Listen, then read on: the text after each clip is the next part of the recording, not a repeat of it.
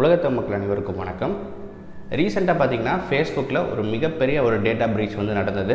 So இதுக்கப்புறம் credit card debit card டீட்டெயில்ஸில் நடந்தால் இந்த வீடியோவில் நம்ம பார்க்க போகிறது உங்கள் கிரெடிட் கார்டு மற்றும் டெபிட் கார்டு டீட்டெயில்ஸை எப்படி வந்து சேஃபாக வச்சுக்கிறதுக்கு உண்டான 6 டிப்ஸை தான் இந்த வீடியோவில் வந்து நான் உங்களுக்கு சொல்ல போகிறேன். அதனால் இந்த வீடியோ வந்து முழுசாக பார்த்துட்டு உங்கள் ஃப்ரெண்ட்ஸோட இந்த வீடியோ வந்து ஷேர் பண்ணுங்கள். நீங்கள் இன்னும் சேனலுக்கு சப்ஸ்கிரைப் பண்ணாமல் இருந்தீங்கன்னா கீழே இருக்கிற red colour subscribe button press பண்ணிக்கோங்க. கூட ஒரு பெல் ஐக்கான் இருக்கும், அதையும் ப்ரெஸ் பண்ணிக்கோங்க. நம்ம சேனலில் எப்போலாம் அந்த வீடியோ அப்லோட் செய்யப்படுதோ உங்களுக்கு அப்டேட் உடனுக்குடன் கிடைச்சிடும். வாங்க இன்னைக்கு வீடியோக்குள்ளே போகலாம்.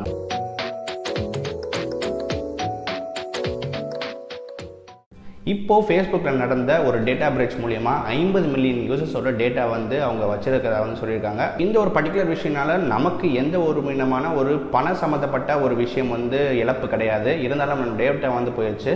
இதுவே வந்து உங்கள் கிரெடிட் கார்டு மற்றும் டெபிட் கார்டு டீட்டெயில்ஸில் நடந்திருந்தால் எப்படி இருந்திருக்கும்? ஒரு மிகப்பெரிய ஒரு பண இழப்பு வந்து ஏற்பட்டிருக்கும் இல்லையா? அதனால் உங்கள் கிரெடிட் கார்டு மற்றும் டெபிட் கார்டு டீட்டெயில்ஸை எப்படி நீங்கள் சேஃபாக வச்சுக்கணும் இன்டர்நெட்டில் அப்படின்றத பற்றி 6 டிப்ஸ் தான் இந்த வீடியோ வந்து சொல்ல போகிறேன். முதல் விஷயம் என்ன அப்படின்னு பார்த்தீங்கன்னா, உங்கள் கிரெடிட் கார்டு மற்றும் டெபிட் கார்டு டீட்டெயில்ஸ், அதாவது உங்களோட கார்டு டீட்டெயில்ஸ் வந்து நீங்கள் வெப்சைட்டில் வந்து சேவ் பண்ணி வைக்கிறது. நிறைய வெப்சைட்டில் நீங்கள் ஓப்பன் பண்ணி பார்க்கும்போது save this card for later use அப்படின்னு ஒரு ஆப்ஷன் வந்து கொடுத்துருப்பாங்க. ஸோ அதை வந்து நிறைய பேர் வந்து டிக் பண்ணி எனேபிள் பண்ணி உங்கள் கார்டு டீட்டெயில்ஸ் வந்து என்ட்ரு பண்ணி வச்சுருப்பீங்க. இது எதுக்காக அப்படின்னா, ஒரு ஃபாஸ்டர் ஆக்சஸ்க்காக. நீங்கள் எப்போயுமே கார்டு நம்பர் தனித்தனியாக போட்டு நீங்கள் வாங்க வேண்டிய இல்லை. ஒரு தடவை நீங்கள் என்ட்ரு பண்ணிட்டீங்கன்னா ஆல்வேஸ் அங்கேயே வந்து இருக்கும். ஸோ இந்த ஒரு ஃபெசிலிட்டிக்காக தான் அவங்க அந்த ஆப்ஷன் கொடுத்துருக்காங்க. சப்போஸ் அந்த வெப்சைட் வந்து ஹேக் ஆயிடுச்சு அப்படின்ற ஒரு கண்டிஷனில் பார்த்தீங்கன்னா உங்கள் கார்டு டீட்டெயில்ஸும் சேர்த்து தான் வந்து ஹேக் செய்யப்படும். அதனால் எப்பயுமே உங்கள் கார்டு டீட்டெயில்ஸ் வந்து இன்டர்நெட்டில் இருக்கிற மாதிரி வந்து வச்சுக்காதீங்க. எப்போ உங்களுக்கு தேவையோ, எப்போ உங்களுக்கு அவசியமோ அப்போ மட்டும் கார்டு டீட்டெயில்ஸை என்ட்ரு பண்ணி வாங்குறதா வாங்கிக்கோங்க. எப்பயுமே கார்டு டீட்டெயில்ஸை இன்டர்நெட்டில் சேவ் பண்ணாதீங்க. இரண்டாவது விஷயம் என்ன அப்படின்னு பார்த்தீங்கன்னா, பாஸ்வேர்ட். நம்ம ஏடிஎம் பின் பாஸ்வேர்டை வந்து எப்பயுமே மாற்றுறதே கிடையாது. பார்த்தீங்கன்னா 6 மாதத்துக்கு ஒரு தடவை 7 மாதத்துக்கு ஒரு தடவை வந்து மாற்றிட்டு இருக்கோம். அந்த நிலைமை வந்து மாற மினிமம் பார்த்தீங்கன்னா 2 வாரத்துக்கு ஒரு முறையாவது உங்கள் ஏடிஎம் பாஸ்வேர்டை வந்து மாற்றிட்டே இருங்க. அப்போனா தான் உங்கள் கிரெடிட் கார்டு மற்றும் டெபிட் கார்டு கொஞ்சமாச்சும் சேஃபாக இருக்கும். ஏன் அப்படின்னு பார்த்தீங்கன்னா, நிறைய பேர் செய்யக்கூடிய தவறான விஷயம் 6 மாதம் ஒருக்க வந்து மாற்றுறதுனால ஹேக்கர்ஸுக்கு எப்போ ஒரு விஷயம் அந்த விஷயம் கிடைச்சாலும், அப்போ சப்போஸ் உங்கள் ஏடிஎம் பின் வந்து கிடைச்சாலும், உங்கள் கார்டு நம்பர் கிடைச்சாலும் எப்போனாலும் யூஸ் பண்ணி அவங்களுக்காக இந்த அக்சசிபிலிட்டி வந்து இருக்கும். ஸோ அதை வந்து நம்ம தடுக்கிறதுக்காக தான் 2 வாரத்துக்கு ஒரு முறையாவது நீங்கள் வந்து பாஸ்வேர்டு வந்து சேஞ்ச் பண்ணியிருக்கணும். மூன்றாவது விஷயம் என்ன அப்படின்னு பார்த்தீங்கன்னா, பேங்க்கில் இருக்க அந்த ஸ்டேட்மெண்ட்ஸ், நம்ம அதாவது டிரான்சாக்ஷன் ஸ்டேட்மெண்ட்ஸ்னு சொல்லுவோம் இல்லையா? நம்ம பார்த்தீங்கன்னா பேங்க்கில் தினக்கும் ஆன்லைன் டிரான்சாக்ஷன்ஸ் பண்ணுறது உண்டு. அதே மாதிரி நம்ம பேங்க்கில் டெபாசிட்டும் பண்ணுறதுக்கு நிறையவே சான்ஸ் இருக்குது. ஸோ இந்த டிரான்சாக்ஷன்லாம் ஒரு நோட்டீஸ் பண்ணிகிட்டே இருங்க.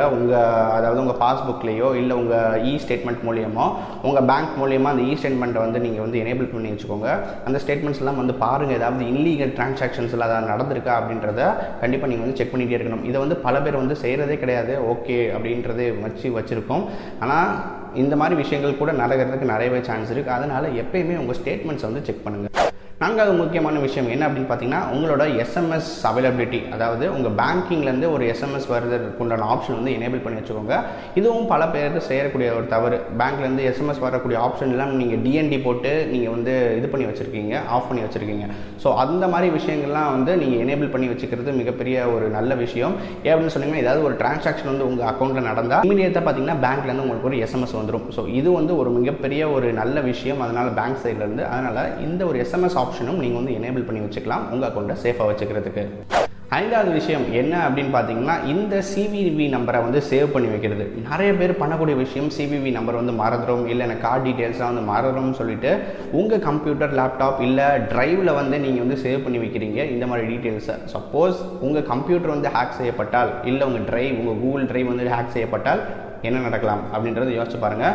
இந்த டீட்டெயில்ஸ் எல்லாமே அவங்களுக்கு போய் கிடச்சிடும். ஈஸியாக உங்கள்கிட்டருந்து அந்த அமௌண்ட்டை வந்து எடுத்துடலாம். அதனால் எப்பயுமே உங்கள் கார்டு டீட்டெயில்ஸை வந்து இங்கே ஒரு சின்ன டைரியில் வந்து சேவ் பண்ணி வச்சுக்கலாம். அதாவது டைரிஸ்லாம் பார்த்தீங்கன்னா ஸ்டேஷனரி ஷாப்ஸ்லேயே உங்களுக்கு கிடைக்கும். இதில் நீங்கள் ஃபிசிக்கலாக ஹேண்ட் ரைட்டிங் வச்சு எழுதி இங்கே உங்கள் கூட வந்து வச்சுக்கோங்க. இதுதான் ரொம்பவே சேஃப்டியான ஒரு விஷயம். இதை தான் நம்ம பல வருஷங்களுக்கு முன்னாடி வந்து பண்ணிகிட்டு இருந்தோம். இப்போ ஸ்மார்ட் ஃபோன், இன்டர்நெட் வந்ததுனால இப்போ இந்த மாதிரி வந்து மாறியாச்சு. ஸோ அதனால் இந்த மாதிரி விஷயத்தையும் கவனிச்சுக்கோங்க. கடைசி பார்க்க போகிற 6வது டிப் என்ன அப்படின்னு பார்த்தீங்கன்னா, உங்கள் சப்போஸ் டெபிட் கார்டு இல்லை கிரெடிட் கார்டு வந்து தொலைஞ்சிருச்சு அப்படின்னு பார்த்தீங்கன்னா, இமீடியட்டாக உங்கள் பேங்கை காண்டாக்ட் பண்ணி அந்த கார்டை வந்து க்ளோஸ் பண்ண சொல்லுங்கள், பிளாக் பண்ண சொல்லுங்கள். நிறைய பேர் வந்து பரவாயில்ல கார்டு நம்பர் தான் வந்து இருக்குது, சிவிவி நம்பர் இருக்குது, ஆனால் இருந்தாலும் நான் வந்து பாஸ்போர்ட் போட்டு வச்சுருக்கேன் அப்படின்றதெல்லாம் நீங்கள் வந்து நினைக்கலாம். இருந்தாலும் அதுவும் ஒரு இன்செக்யூர் வே தான். பாஸ்வேர்டை கிராக் பண்ணுறதுக்கு ரொம்ப பெரிய விஷயம்லாம் கிடையாது. இவ்வளோ செய்கிற ஒரு ஹேக்கர்ஸ் அதை எடுக்கிறதுக்கு ஒன்றும் ரொம்ப நேரம் வந்து ஆகாது. அதனால் எப்போயுமே உங்கள் கார்டு வந்து தொலைஞ்சதுக்கப்புறம் பேங்க்கிட்ட கம்ப்ளைண்ட் பண்ணிவிட்டு அந்த கார்டை வந்து பிளாக் பண்ணிடுங்க.